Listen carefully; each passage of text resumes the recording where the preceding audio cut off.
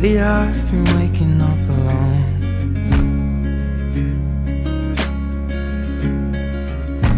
Paint splattered teardrops on my shirt. So the story of how me and Quinton met was, it was a Friday night. We were both at Smith's at 10:30 for some reason or so. I was going for some treats because I had been studying all night, and she was getting ready for Brittany's bridal shower, maybe baby shower, I think. And I was shopping for things for Brittany's baby shower, and Quinton was studying, and he just took a break to go get some chocolate milk like he always does. We kind of saw each other in the store and we didn't really talk, but he noticed that I was checking out, so he went to check out at the same time as me. I think he talked to me, but I don't think he did. He just kind of said hi or bye as we were leaving the store. He noticed me walk out of the parking lot because I just lived a block or two away, so I just walked there. And he just pulled up next to me and said, "Hey, do you want to ride?" She accepted, scary enough. She accepted a ride from a stranger, but it's turned out really well, obviously. And so I took her home and we sat in my car and talked for probably about an hour and got her number and went on a date the next Monday. And it's been a while, but I still feel the same.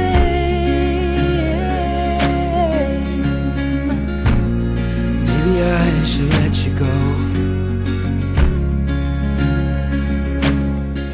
The first couple of dates, I thought Quinton was a really great guy, but I wasn't sure if we were gonna date long term or if we were a good couple. Not because I didn't think he was great or anything, but I just wasn't sure if we had that connection. After the first couple dates, I was hooked from the get-go, I think. I still wanted to go out with him, but I just didn't know if it was gonna last. And my roommates can all attest to that. He would come over and I'd be like, "He's so cute and he's so funny and nice, but I don't know if it's gonna work out." But after about 2 weeks of like going out all the time, finally I was like, okay, I don't know if he's gonna keep asking me out if I don't like show him that I like him. She'd probably say a little different. I think it took a little pulling on my end to get her to feel the same way, but it came with time. Give me love, give me love, my mind, my mind. Give me love, my mind, my mind. I knew that Quinton was the one. I guess it'd been about 2 months or 2.5 months after we met and were dating. I would have to say, I mean, I really liked her, like I said, from the get-go. But I think it was when we went to the John Allred concert that it just kind of solidified things for me. And I don't know, I think that's kind of the night that I could claim that I knew that I loved Michaela. But it wasn't until he showed up at my house, and I guess I already knew that I was in love with him, but I didn't know like how much I wanted to marry him until he showed up, and we spent a few days together in California, and it was just so great. Oh, give me love, my mind, my mind. Oh, give me love, my mind, my mind. Oh, give me love, my mind, my mind. Cutest thing that one of the cutest things Michaela has done for me would probably be when I had a really rough day at work, and I'd probably worked 10 or 11 hours and was just like exhausted and grumpy. I'd been dealing with some pretty tough situations at work, and I came home to a fresh cooked meal waiting for me, and it just meant a lot that she recognized that I was having a rough day, and she made it a lot better. Okay, so since being at BYU, I've never had a car or anything. I take the bus sometimes places, but the cutest thing was a couple of weeks ago. He just brought me over to his parents' house after work one time, and there was just a scooter parked out front, and I was like, whose scooter is that, do you think? What's that doing there? And come to find out, he had bought his friend's scooter for me so I could have my own car, whatever, to get around and go run errands and things. Here, I offer you my heart. So, how did Quinton propose to me? The night of the proposal, I picked Michaela up from work, as usual. It was a Thursday. She thought it was an ordinary day. We went back to her place. I was planning to go to the gym. I was like, well, I'm kind of hungry. We should go to Guru's. So I was totally caught off guard. It could have happened any time.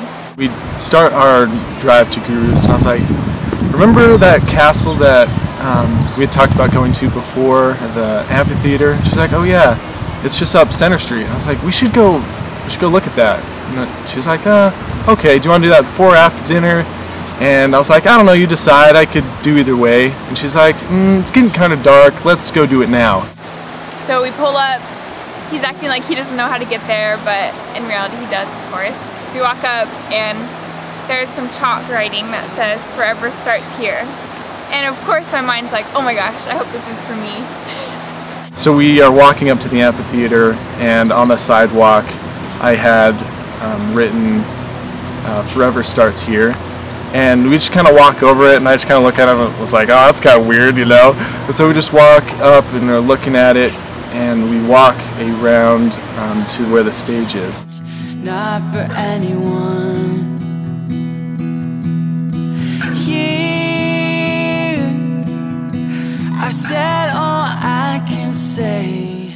And the stage is lined in candles, and John Allred is there singing one of our favorite songs. And I was like, oh my gosh, is this real life? Please come home.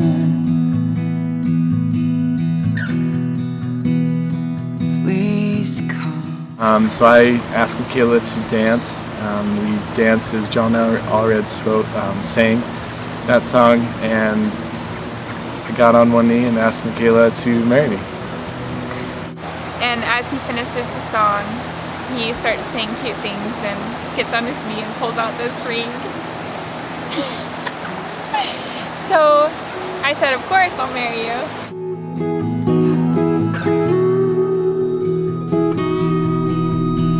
Here, the color never fades, and my love will never change. Not for anyone. It worked out perfectly. It was just perfect. I've said all I can say, and I wish that you would stay, 'cause you're the only one. Being married in the temple is something that I have planned and wanted to do my entire life. Quinton and I have known that we've wanted to get married for a while, and some of you may not know, but an LDS wedding ceremony is a little bit different than a traditional civil ceremony. When we're married in the temple, we believe that we're sealed together for time and all eternity.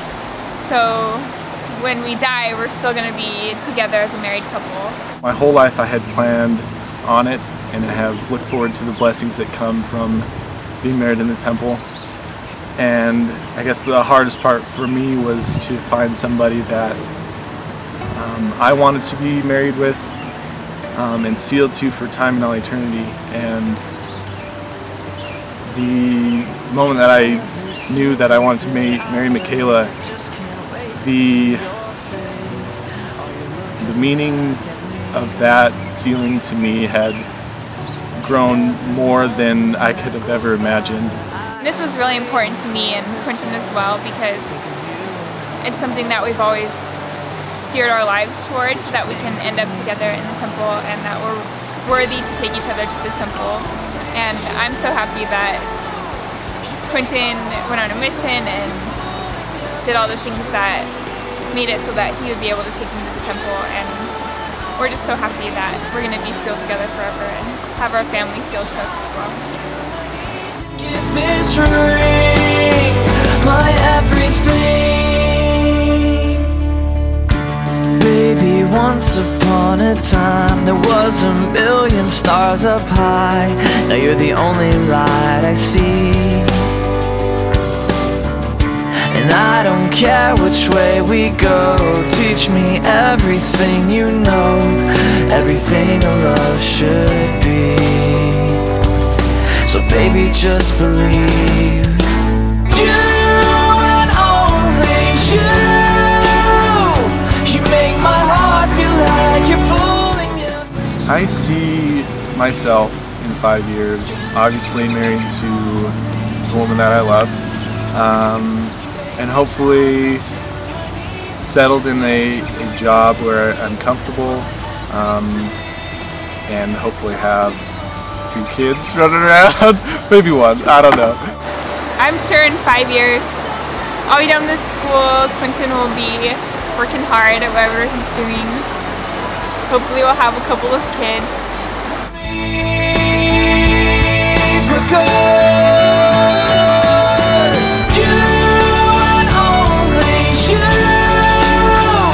You make my heart feel like you're pulling every string. You and only you. Something funny about Michaela. Okay, this is pretty funny. So she can't whistle, and I think she's pretty jealous about when I whistle, and it's pretty funny to have her try and whistle, because you can kind of see in her eye that she really wants to whistle, but she can't. So that's probably one of the funniest things about Michaela. Well, he really hates when people too loud.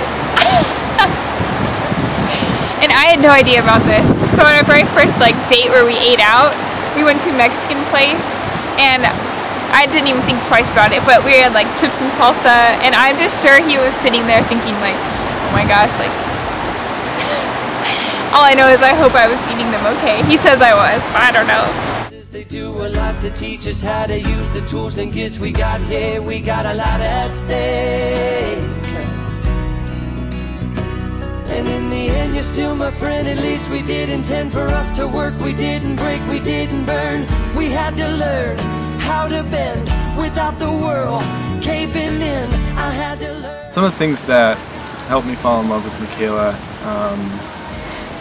probably just how I feel when I'm around her. Some of the reasons why I fell in love with Quinton, well, from the very beginning I knew that he was very family oriented, because he lived with his sister and his 3 nephews. So right from the get-go I knew that he would be just a great dad. A lot of the same interests. So I think collectively it is a lot of things. He's so sensitive to my feelings. He's always trying to make sure that I'm okay. We have the same goals. He's very driven. And I think we just fit together quite nicely.